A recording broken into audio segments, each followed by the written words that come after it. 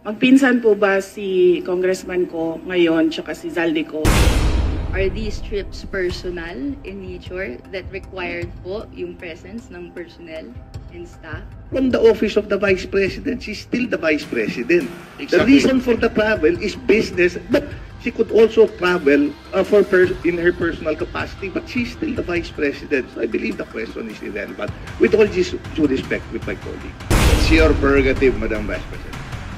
Madam Chair, as I said, all questions about all documents inside the Commission on Audit is best to be directed to the auditors or the representatives of COA in the budget hearing. Pero ang nakalagay sa Joint Circular Number 2015-1 issued by DBM and COA that it should be dispersed to the Special Dispersing Officer. Madam Chair, this is the confidential funds is a subject of articles of impeachment from the House of Representatives, and I would not like to discuss the defense strategy, particularly because the prosecutors will come from the House of Representatives. Final question. No, Ito na I'm po sorry. yung last one. I'm sorry. Hindi na po siya That's part the of last question. Madam Yes, Chair, I'm po, sorry. Mr. Chair. I'm sorry, that's the last question. Madam Chair, may I be recognized? Yes, Senior Deputy Minority Leader. I move that we terminate the budget hearing on the proposed budget. Second. Second. The motion. Second the motion. Budget hearing for the Office of the Vice President is hereby terminated. Thank you very much. Alright mga kababayan, so samahan nyo po ako mag-reaction video dito nga po sa nangyaring hearing kanina po dito po sa House of Representatives kung saan tinalakay po nila itong proposed budget po ng OVP ngayong 2026. At sa mga oras na ito mga kababayan, nakita nga natin ang ilang post sa social media kung saan inaprobahan na po ng Kamara itong budget po ng OVP para po sa 2026. At talaga namang tunay kong hinangaan ang katapangan ni Vice President Sara Duterte, no, yung kanyang pagpunta mag-isa po dyan sa hearing at humarap po dyan sa mga mambabatas na alam niya naman, no, na matagal na pong tumutulig sa kanya at sa pamilya po ng Duterte. Pero makikita nyo pa rin po na naging maayos po yung sagot ni Vice President Sara Duterte sa lahat ng mga tanong na ibinato sa kanya. Although yung iba po ay hindi niya na sinagot dahil ito po ay irrelevant naman. No? Dapat kasi talaga ang pinag-uusapan dito mga kababayan is tungkol lamang po dun sa budget po ng OVP para po dito sa 2026. Samantala, mapapansin po talaga natin na dinadivert po talaga lalo na itong Kabataan Party List Representative na si Rene ko yung patungkol sa paggamit po doon sa budget po ng OVP para po sa security, sa mga staff at sa mga travel po ni Vice President Sara Duterte sa abroad at maging dito sa local. So nilinaw po ni VP Sara na wala pong ginamit na pondo na galing po sa tax o sa gobyerno, sa public fund na inilaan niya po para sa kanyang mga personal trips. At kanina nga mga kababayan ay hindi din nakaligtas si VP Sara Duterte kung saan inusisa po netong si Kabataan Representative Rene Co yung kanyang mga security at staff na nakakasama niya po sa kanyang mga biyahe, no. At according nga po kay VP Sara, ito pong security niya ay dalawa lamang po. Pero nabasa ko po kasi sa isang article na talagang required po talaga na magkaroon ng security yung mga high-ranking official kagaya po ng Vice President natin dito sa Pilipinas. According nga po sa ating na research, 10 hanggang 20 katao po yung pwedeng bilang ng security ang pwedeng maitalaga po sa isang high-ranking official. Depende po ito sa lugar, sa sitwasyon o sa threat ng isang public officials. So in this case mga kababayan, sinabi naman po ni Vice President Sara Duterte na dalawa lamang po yung kanyang security guard, pero marami pa po, no. May tinatawag po kasi tayong sa convoy, sa mga mag-a-assist po sa kanya na talaga namang may mga naka-back up din po just in case na kailanganin po. At ito po ay protocol mga kababayan, na ito po ay itinalaga ng PSG at ng PNP, no. So lahat po ng high-ranking official ay may mga security po talaga yan.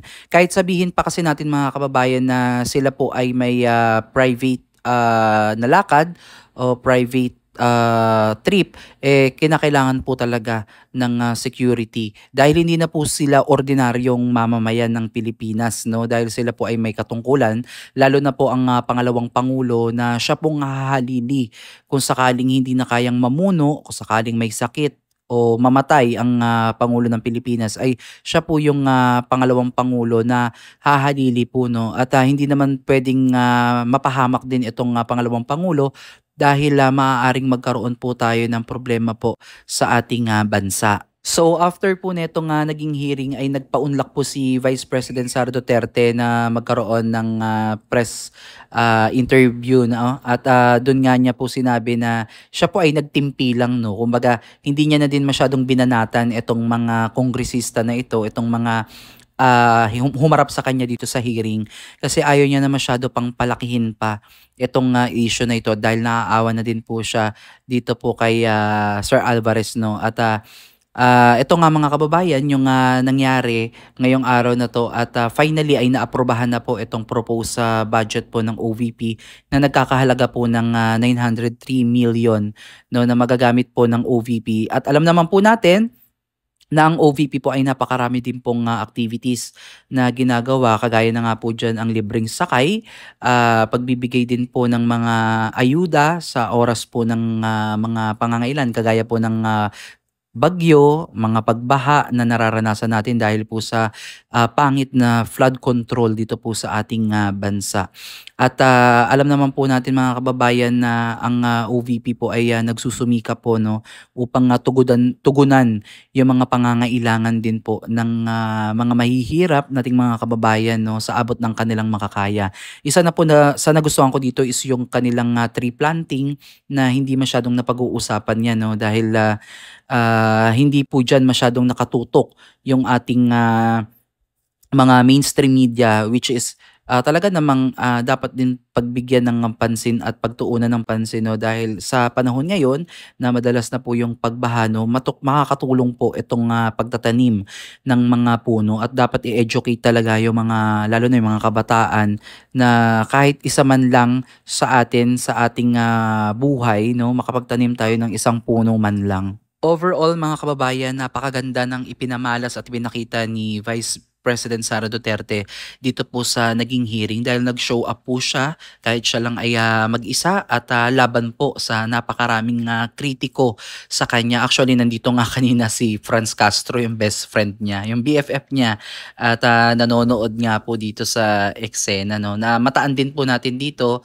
si Representative Percy, at talagang kita nyo sa kanila, no, na tahimik lang halos, at dalawa nga lang yung tumira sa kanya dito. Ito nga si Representative Tino at itong si Reneco. At yun nga mga kababayan, actually habang pinapanood ko itong hearing na to, medyo very observant nga tayo, no, dahil nga kung mapapansin ninyo, si VP Sara lang yung halos mag-isa, halos wala siyang katabi, wala siyang coach, walang nagsusulsul sa kanya, at talagang sinasagot niya, hawak niya lang yung kanyang cellphone, at talagang na-justify niya naman mga kababayan yung kanyang mga nagastos at saan napunta itong budget po nung nakaraang taon.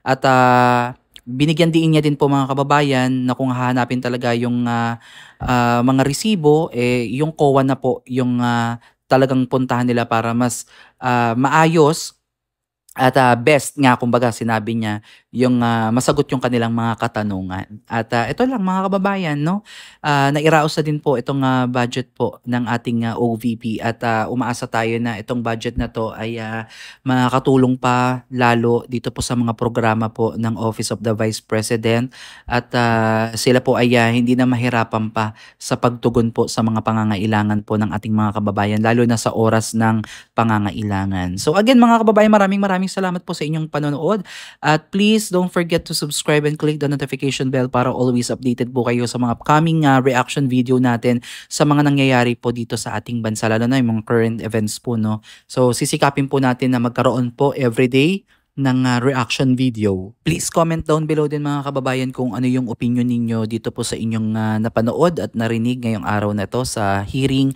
At kung gusto nyo pong mapanood yung kabuuan ng naging hearing po para mabigyan po kayo ng mas detalyadong konteksto sa nangyaring hearing kanina, ay bisitahin nyo po yung House of Representatives, no? Lalo na dito sa hearing po nila yung Committee on Appropriation po ng Office of the Vice President. Muli maraming salamat po at God bless po sa inyong lahat.